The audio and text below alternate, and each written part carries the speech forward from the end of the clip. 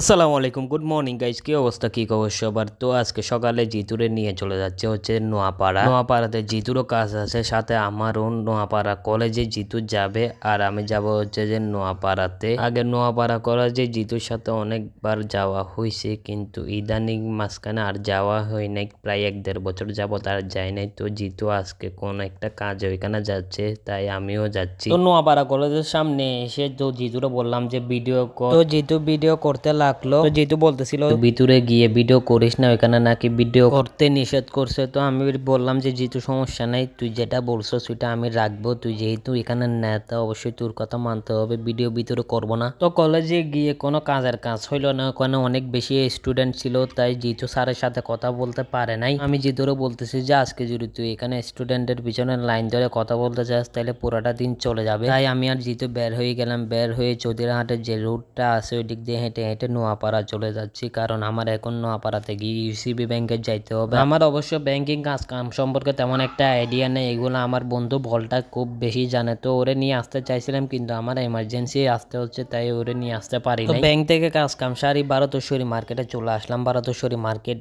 এসে আমার একটা দাদু আছে, এখানে দাদুর সাথে দেখা করতে গেলাম, কিন্তু দাদুর দোকানে গিয়ে দেখে দাদুর দোকান খোলা, কিন্তু দাদু নাই। দাদুর দোকান থেকে আবার চলে গেলাম হচ্ছে যে বুথে টাকা নেওয়ার জন্য, কিন্তু এখানে গিয়ে দেখি বুথও বন্ধ, বুথ নাকি বিকালে খুলবে। এখন তো আর কিছু করার নাই, ডাইরেক্ট বাসায় যাওয়ার জন্য গাড়িতে উঠে গেলাম। আবার বিকালে আসবো, বিকালে না আসলে কালকে আবার আসতে হবে আমার। নোয়াপাড়া থেকে টুইস করে বৈজালি গেটে চলে আসলাম। বৈজালি গেট থেকে ট্যাঙ্গারি দিয়ে হাঁটা দিলাম। এই করার রোদে আমার নেতাজি তুরে নিয়ে হেঁটে যাইতে হচ্ছে, রিক্সা নেওয়ার মতো ক্যাপাসিটি আমার নাই। হাঁটতে হাঁটতে আমাদের বাড়ির কাছাকাছি চলে আসলাম। অবশ্য আমাদের বাড়ি বৈজালি গেট থেকে বেশি দূরে না। ঘরে এসে একটু বসে টসে রেস্ট করবো, যখনই ভাবছি আমার আম্মু বলতেছে যে আবার নোয়াপাড়া যা। নোয়াপাড়া থেকে আসছি, বেশিক্ষণ হচ্ছে না, আবার যাইতে হবে, কিন্তু হাঁটার মতো শক্তি আমার নাই। তাই বন্ধু শিবরে কল দিলাম, বললাম যে তোর বাইকটা একটু দে, আমি তেল ভরে দিব, সমস্যা নাই। অবশ্যই এটা শিবের বাইক না, শিবের বড় ভাইয়ের বাইক। বন্ধু শিব থেকে গাড়ি নিয়ে পু করে রওনা দিয়ে দিলাম। বন্ধু জিতুরও নিলাম। প্রথমে একটু পোস্ট অফিসের ওইখানে গেলাম, তারপর বন্ধু জিতুরে নিয়ে নোয়াপাড়া চলে আসলাম। নোয়াপাড়া এখানে আবার ইউসিবি ব্যাংকে আমি যাব,